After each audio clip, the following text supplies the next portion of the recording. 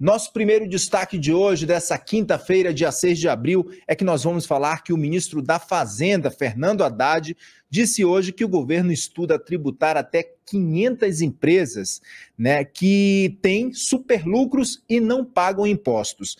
O petista deu essa declaração numa entrevista à Band News e ele disse ainda que, ele reafirmou ainda que o Planalto não tem a intenção de criar novos tributos e aumentar alíquotas existentes. A gente vai mostrar para vocês a fala de Fernando Haddad, a gente transcreveu aí a aspas de Fernando Haddad, então, nessa entrevista que ele concedeu nessa quinta-feira à Band News. Está aí, foi o que disse Fernando Haddad, ministro da Fazenda. Estamos falando de quem não paga.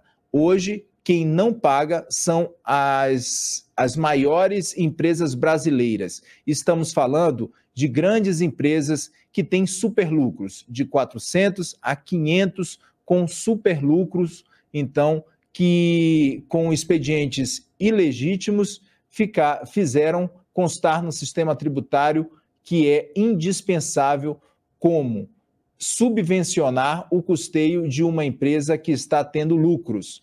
Se uma empresa está tendo lucro, por que o governo não vai com o dinheiro subvencionado, então, a essa empresa, né? Com o dinheiro subvencionado a essa empresa, afirmou o ministro da Fazenda, Fernando Haddad. Então, o ministro também disse hoje que há cerca de 400 bilhões e 500 bilhões que o Estado deixa de arrecadar. No entanto, Fernando Haddad ponderou que o governo não pretende mexer em parte desse montante que corresponde, por exemplo, às Santas Casas ou à Zona Franca de Manaus.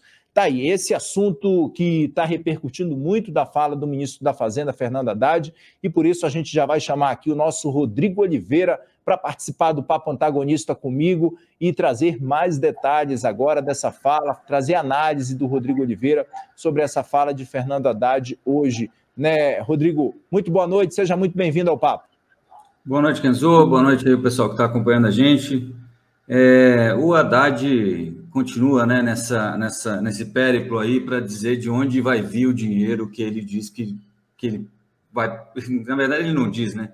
Que ele vai precisar para fazer as contas fecharem dentro dessa nova organização aí, desse arcabouço fiscal, né? Porque, na verdade, para chegar onde ele quer chegar, a tributação, a arrecadação tem que aumentar, segundo ele, sem criar novos tributos e sem aumentar alíquotas. E aí a ideia brilhante é pegar pessoas que não pagam os impostos e fazer elas passarem a pagar impostos. Quando ele fala aí das 400, 500 empresas que têm superlucros, e aí é bom lembrar assim, tudo isso é meio mais ou menos, né? As coisas não se encontram muito bem, os números mudam de uma hora para outra. Outro dia ele disse que eram 300 bilhões que tinha possíveis de arrecadação, agora são 300, depois voltou a 500, agora são 400 a 500 empresas com mais ou menos 400 a 500 bilhões para o governo poder conseguir dinheiro de lá. Mas a ideia aí é o seguinte, existe uns créditos de ICMS que os estados pagam, dão para algumas empresas para ficarem lá nos estados deles, e esses créditos são utilizados para abater do lucro total, né? Então você passa a ter um lucro menor, né? Como se fosse o seguinte, eu vendo alguma coisa por R$1.000 e R$20, R$200 desses 1.000 seriam em ICMS. Eu não pago isso e eu ganho R$200 para abater como crédito. Então, para ter esse benefício fiscal, o meu lucro final fica R$200 menor, né? Então, vamos supor que esse lucro era de 1.000, passou para 800 e o governo só consegue arrecadar sobre essa base dos 800. O que o Haddad quer é que volte esses 200 para ele poder arrecadar em cima de tudo. Qual é a argumentação? Olha, isso foi criado lá atrás para que isso subvencionasse, para que isso ajudasse para criar espaço para as empresas investirem. Se elas investem mais, elas criam mais empregos, elas crescem e a economia toda gira melhor. Ótimo, essa era a ideia e é isso que veio sendo feito até 2017, quando tem uma lei complementar que muda isso e fala o seguinte, qualquer crédito de ICMS vai ser considerado investimento. Então, essa subvenção virou investimento mesmo para quem está usando esse crédito para, como é que a gente vai dizer, subsidiar custeio, né? Que é compra de insumo, pagamento de salários, etc. E tal. Então, o raciocínio do Haddad de que, olha, esses caras têm lucro, e por que eu estou ajudando se eles têm lucro? Bom, aí poderiam ser duas discussões. Uma é, olha, tem lucro, por que você ajuda? E a outra é, realmente, se você não ajudar esse pessoal, deixa de ter lucro? Não, então, por que não tributar, né? O problema disso que, até embora a tese não seja totalmente esdrúxula ou incabível, o problema disso é como é que você vai negociar isso dentro do Congresso Nacional. E isso coloca todo o arcabouço sob suspeita.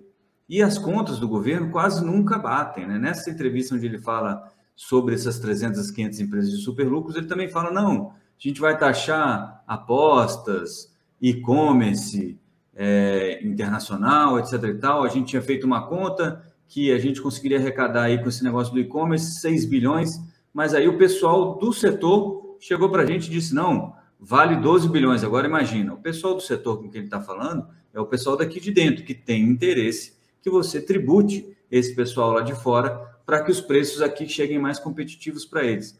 Então, assim, a gente não pode ser simplista nesse raciocínio, achando que é simplesmente, olha, agora eu descobri, é ali, tem 500 bilhões para arrecadar e está tudo ali facinho com esse negócio do ICMS, que inclusive é discutido judicialmente também. E precisa você organizar com todos esses grupos de interesse no Congresso Nacional para fazer isso andar. É um mau sinal para a robustez que se esperava do arcabouço fiscal. Rodrigo, fica aqui comigo que eu vou chamar o Carlos Graeb também para fazer uma análise sobre essa fala de Fernando Haddad, sobre essa entrevista de Fernando Haddad que ele concedeu nessa quinta-feira e que trouxe também outras declarações bastante polêmicas, né, Graeb?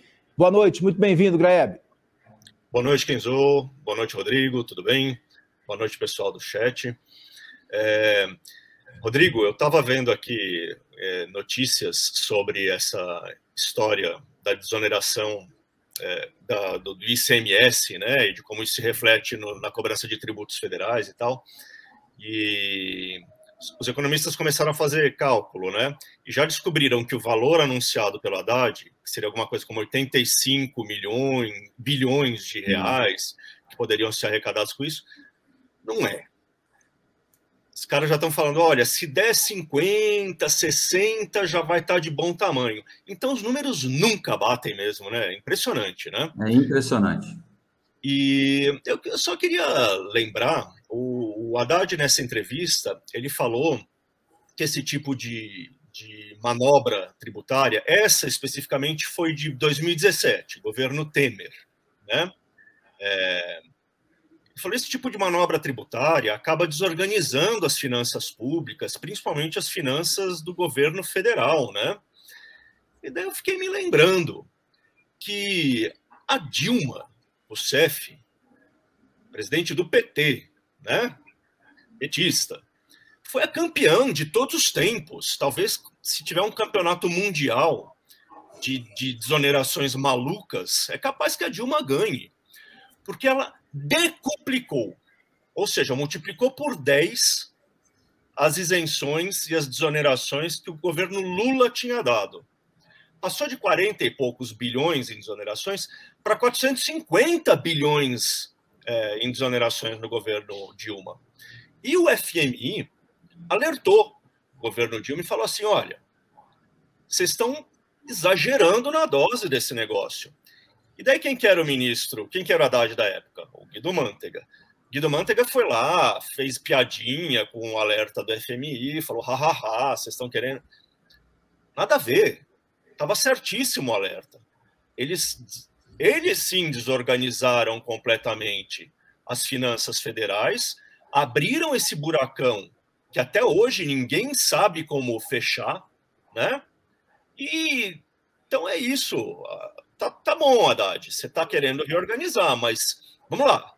Você está brigando com a lei que foi feita no governo Temer, mas vamos lembrar que antes disso, a sua companheira Dilma fez uma lambança muito maior com essa questão das desonerações e isenções tributárias. né? O problema do Brasil é esse, né? A gente tem uma carga tributária alta e, ao invés de fazer uma reforma séria, ampla, que realmente cria um sistema mais lógico, ao longo do tempo as pessoas foram achando jeitinhos para pagar menos impostos, né? Então é benefício para todo lado. Isso acaba se resultando numa balbúrdia, num caos tributário que não beneficia ninguém, né? Então a premissa está certa, precisa reorganizar, mas vamos também atribuir as responsabilidades a quem dê direito, né? O PT foi um dos grandes responsáveis por essa desorganização que a gente assiste hoje, né?